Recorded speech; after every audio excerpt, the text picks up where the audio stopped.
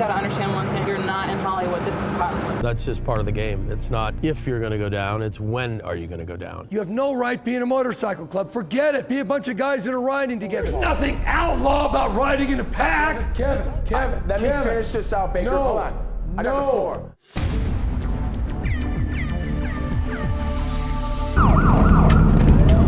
Court action going on? No, ma'am. Okay. Well, sir, what I'm going to need you to do is turn around for me. Sir, I'm not going to explain myself to you. You need to turn around and put your hands behind your back. I have my phone in my pocket. Can I call my attorney? Well, guess what? I don't have any warrants. It's all cleared up. So what's the charge? What's the charge? Warrants out of California. For what? Well, we're in Arizona. Yeah, we're going to see if they're extraditable, and if they are, then he's going with us. Why do you guys got to take him away? What do you...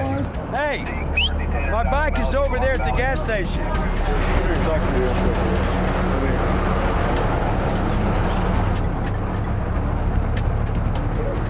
April Fools, and you guys maybe all get my hug.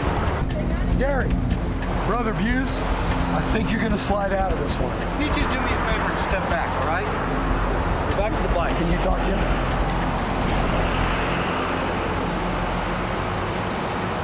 April Fools. We're going to lunch. Give him a hug. April Fools for Gary. Knew about it.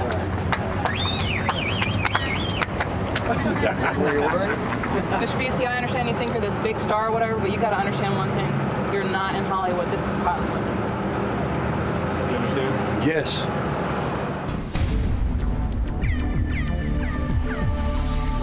So it looks like we had our first casualty. Oh, no. The guy with the dog took a spill back down by where we were, down by Slide Rock. Hey guys, y'all clear out a spot for the emergency vehicle in there. Going a little too wide and hit the side of the rocks and flipped out. And he curled up in a ball and took it in the head to protect the dog. Dog's all right. Hank's all right. I had heard this guy had went off the road and crashed, and he was hurt pretty bad, but we did not know to what extent it was. And it's unfortunate, but that's just part of the game. It's not if you're going to go down, it's when are you going to go down. Welcome to the Grand Canyon. It's just awesome. So I don't know about you, but I'm just gonna take it in. Brian, tell us something about a journey. Okay, about 8 years ago, and it was the middle of the night, we turned off our bikes and we coasted downhill in the silence. From out of nowhere, Johnny Law shows up, and he has his lights off too, right? And we started talking to him, and he asked us if we knew about the aliens.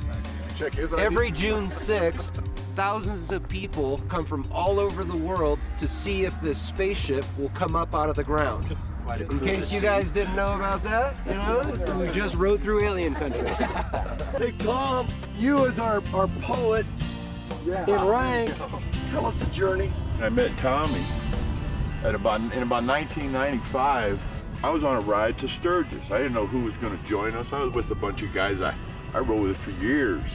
I'm riding with this guy. See this guy? I meet him once. I say hi. I don't know who he is. And I'm seeing him. He's out front. And I'm doing about 90, and I'm going around a big bend. And I look over the double yellow line, and there's Tommy with a big shit-eating grin on his face. Well, that's right, brother. And that's when we became friends, was at that moment on the other side of a double yellow line. That's where Tommy was. Gary? What's on your mind? Riding with you people has motivated me to be a better man in a giving, humble way. Because it has to do with the brotherhood, the camaraderie, and the teamwork. And the word team, T-E-A-M, that stands for together, everyone achieves more. And that's why it's very honorable to me to be asked to come here and be given this jacket at the Chevron station. Yeah. And another thing that happened to me, which slapped me in the side of my ego head, was the fact that I now know that Cottonwood is not Hollywood. This is Cottonwood, all right? It's not Hollywood. Yes, ma'am. I'm telling you. He ain't fooling. I thank you all. I love you, all of you, and I'll see you again. I'll ride with you again, and that's a promise. It's a real pleasure. Thank you, Johnny. Thanks, buddy. You got it. Anyone somewhere? Cocktail.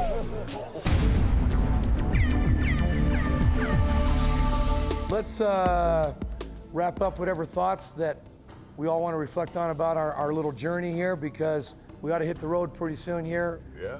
There's no really big order of business other than our continued little virgin quest to see about becoming an MC club. Anything we do about becoming a motorcycle club will be scrutinized by anybody that is a motorcycle club. Become That a shouldn't member. matter to us, though.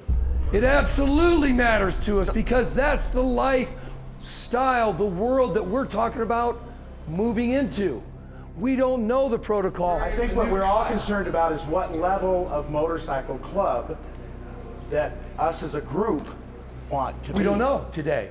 What we know today is let's run a new Virgin Vest. We know the level of club that you want to be. Tell me what you think. I think that you want to be a very structured, very traditional type motorcycle club. We have to go with some of the consciousness that's got, well, 60 years of motorcycle clubs before us. But how important is that? How important it is? If you're going to be a club, it's real important. You had the opportunity to be with a president of a 1%er club. He told you two things. Do you remember what he told you? No. Do you remember what he told you? I remember what he told me. What did he say? Well, I don't have to What? agree with I it. want to hear if you even remember. What did he tell you? What were the two things he told you about riding with them? Mike? Pride in your ride. Pride in your ride. He said something else. Now, if you can keep up, you can stay up. He said, keep it tight like a freight train. Like a freight If you train. don't do that, you have no right being a motorcycle club. Forget it. Be a bunch of guys that are riding together. Because if you put an MC on your patch, okay, you're saying I'm like them. And you're not, if you're not riding that way. From a long distance away, you see this powerful group of motorcycles. Not all over, not this. Wow. All I said is we don't necessarily have to go with all of this outlaw biker protocol. There's nothing outlaw about riding in a pack. That's the stupidest thing I've ever Who's heard. the first guy to ride as tight as you? Then why are you fighting it? I'm Let's not take a fighting vote that. right now. Going forward as a group of guys that want to become a motorcycle club, do we make it an edict or a lifestyle that when we do it, it just is to ride in a pack? I'm not questioning that. Well, I'm then not we've got a questioning that. majority. Go ahead, John. Sorry. But a pack. I mean, how are you trying to define that? Because when you're saying tight, you know. Let him Exactly, answer. and I agree. That's a good definition. Is there a certain distance you want to give us a tape measure? And we're going to measure from tire to tire. How far are we supposed to be? When your heart beats so hard it's about ready to jump out, that's how close That's you your wanna answer. be. And if you don't get that, then don't go the road. And that's why we want to do it. You can talk. Maybe Brian wants to finish. I'm in the middle of a statement, Dave. Baker would just not shut the flip up. He was talking over everybody, asked for questions, wouldn't let anybody answer. You do the same, okay? You do the same. You take a lot of impromptu votes on the road at gas stations and whatever. 4 votes, Brian. Okay. 4 votes. If that's too many to keep track of, then let's get. Okay, what were the 4 votes? The votes, I have no idea, but there were 4. Okay, so that's what I'm saying. Why are you minimizing what he's saying? Because he said there were a lot of votes taken. There were How do you know 4. those four? How do you can't know even those remember 4? what they were. He's saying he'd like him to be written down. I think it's a good point. I'm not arguing with the point. I'm arguing with when people make points, not keep them listen real. for a little while? I'm totally listening. But what I'm saying is that if we're going to take a vote on something, you know, we should write it down. You know, like, okay, we voted on this date. To make ourselves better, I say we should ride with each other at least once a month.